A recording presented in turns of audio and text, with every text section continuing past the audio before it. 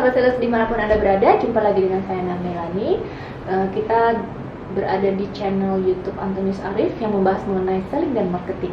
Kali ini topik kita mau bahas dari salah satu pertanyaan sahabat sales yang masuk ke kita mengenai gimana sih kita mengatasi harga yang lebih mahal dari kompetitor. Nah, menarik banget nih topiknya ya.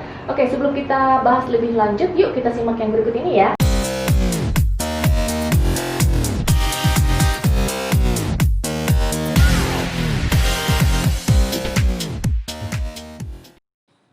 Sebelum Anda lanjut nonton video ini, silakan Anda subscribe, like, dan share kepada teman-teman Anda sehingga channel ini bisa bertumbuh.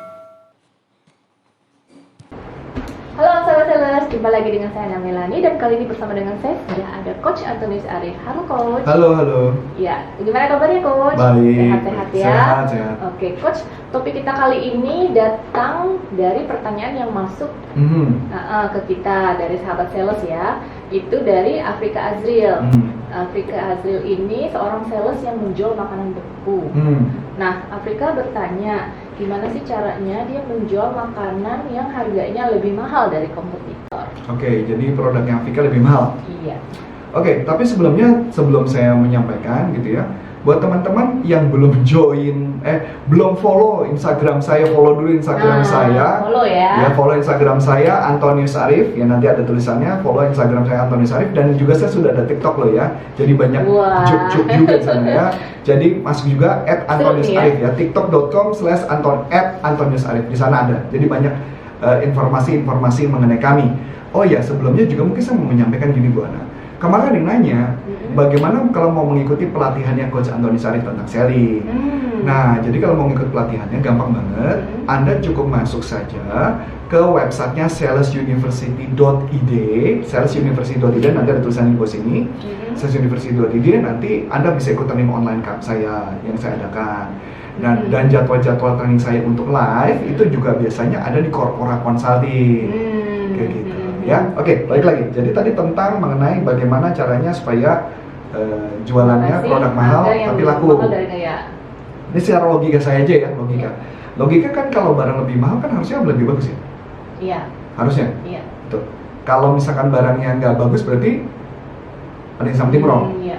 Either artinya atau bisa jadi karena si salesnya nggak tahu barangnya kenapa mahal. Ya biasanya yang berbrand ya, setahu saya sih Coach kalau yang mahal banget gitu ya. Nah, jadi kita udah tahu memang kualitasnya betul. bagus, bahannya bagus. Enggak juga awet gitu. lah. Enggak gitu juga. Ini makanan loh kan, mungkin awet. Ini makanan. Jadi kalau memang yang berharga mahal ya, itu memang yang brand-brand yang untuk produk-produk bukan makanan sih Coach. Jadi kalau mama tentang produk makanan, kita harus make sure dulu kelebihan produk kita apa. Karena yang saya temukan, para sales tidak pernah bisa menemukan apa 3 kelebihan produknya dia. Jadi temukan dulu apa kelebihan produknya. Contoh. Apalagi makanan ya Coach, ini challenge banget ya kalau harga lebih mahal ya. Sebenarnya kalau dibilang challenge sih so-so lah ya buat saya ya. Tapi asalnya semua ada strateginya lah ya. Nah, kita kupas nih Coach. Nah, jadi kalau mama balik lagi, kalau mama produk mahal, kelebihan kita apa dibanding kompetitor itu dulu. Yang kedua, setelah kita sudah tahu apa kelebihannya, kita coba melakukan campaign di media sosial untuk orang bisa beli produk itu. Biasanya kita akan melakukan itu kalau budget terbatas. Kalau budget banyak sih no issue. Budget banyak bisa iklan di betul. billboard gitu ya. Betul. Nah, bahkan saya kasih gambaran, ternyata ada juga metode bagaimana jualan di marketplace. Nah, jual di marketplace itu menarik Bu Ana. Jadi kalau jual di marketplace, cara yang harus dilakukan adalah yang pertama tulis sama produknya apa, gambarnya bikin lebih eye catching dibandingkan yang lain, supaya orang bisa langsung lihat. Jadi kalau yang semua warnanya biasa, Anda orang ngejar sendiri. Nanti di halaman kedua baru Anda jelaskan produk Anda kelebihannya apa. Konsepnya pakai AIDA. Jadi attention dulu di halaman pertama, menarik, interest, kenapa produk ini bagus, kenapa ibu-ibu harus beli produk ini untuk anak ini, kemudian baru terakhir adalah silakan untuk order di bawah ini. Jadi tetap pakai, kalau di marketplace kan sebenarnya ada konsepnya kayak carousel ya kalau di Instagram. Jadi pakai di swipe gitu. Nah, itu yang bisa dimainkan.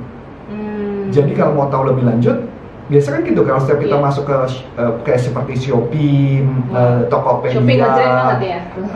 Dan kita ketika melihat satu gambar harus di swipe kan. Nah itu yang kita lakukan. Jadi dia nge-swipe itu, jadi dia tahu produk yang mana, produk mana yang dijual. Jadi kalau produk mahal, itu cara satu. Cara kedua adalah tentukan target marketnya dulu. Produk ini mau dijual kemana? Karena gini, kadang target marketnya mahal, tapi produknya dijual ke pasar kaki lima atau pasar becek belum tentu laku. Jadi tentukan dulu target market, karena kebanyakan sales suka salah. Asal jual, asal laku, tapi biasanya bukan laku, biasanya konsinyasi. Saya ingat banget Bu, waktu itu pernah kita megang satu corporate yang produknya produk makanan kemasan, packaging itu juga. Tapi cara yang kita lakukan adalah kita minta kepada orang tersebut menawarkan kenapa dia harus beli barang itu. Kita harus tetap balik lagi alasannya apa. Misal contoh, chemicalnya nggak terlalu banyak misalnya, produknya lebih tidak ada bahan pengawet, berarti dia lebih sehat dan sebagainya. Itu yang harus dicari, karena setahu saya perusahaan makanan kemasan itu punya para sarjana-sarjana yang memang mencari kelebihan produk itu apa dan mereka melakukan uji coba. Saya tahu banget waktu itu di perusahaan itu ada 3 atau 4 orang yang melakukan uji coba kenapa produknya gitu, R&D-nya khusus untuk makanan dan sebagainya. Jadi memang produk nggak bisa sembarangan aja. Ya, saya ambil contoh lagi, mungkin kalau masih ingat kita pernah makan satu bakso, siapa ya? Mereka apa? Jangkrik, Cingkrak? Bakso mana? Saya tahunya bakso bujangan Pak. Bukan, yang Malang.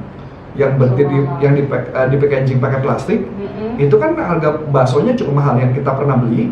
Ya itu harganya berapa? 25.000. Padahal bakso harganya kurang lebih sekitar 10-15.000. Tapi kenapa kita beli? Padahal kita suruh masak sendiri. Karena memang baksonya enak, dia pakai brand, harganya jadi naik. Dia kemudian salesnya ngomong ini baksonya enak, dan ternyata setelah kita makan enak. Dan akhirnya kita beli terus kan. Nah itu baik lagi. Mahal lah dari bakso-bakso yang jauh lebih mahal, hampir double harganya. Nah jadi balik lagi, kesimpulannya adalah setiap produk harus tahu keunggulannya kemana, target marketnya siapa, pasarkan di sana. Kalau misalkan tokonya nggak mau ngambil, nggak usah dipusingin, coba pasang dulu para promotor atau SPG atau salesnya untuk coba menawarkan. Itu biasanya dilakukan. Biasanya beberapa produk permainannya gini Bu Ana. Kita memainkan produk biasanya suka di modern market, cuman untuk modern market biasanya profitnya kecil.